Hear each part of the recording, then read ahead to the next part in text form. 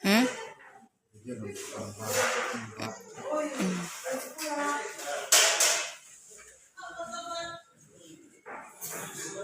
Tungkara kan video ron upload rigu thayla chan anna thona ancha swal panla mo ai akai mitla hi I akke a an kheng beta chan hemi angal ro apani ni yatia ka pakhat zo ka han thiran phuma mo chan zan kan tlan chapa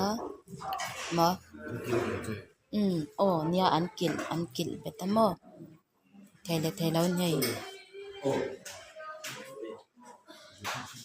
kan nau pang ber do anya hengte wang hi ni hi kan video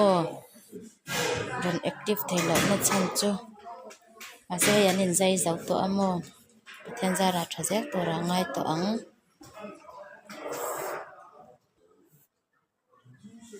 kan ti mangi o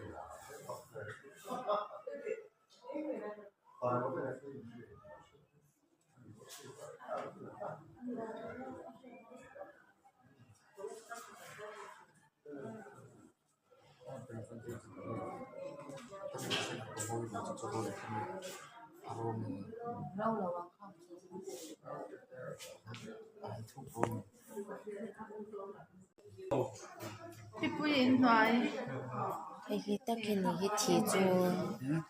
hei takini hi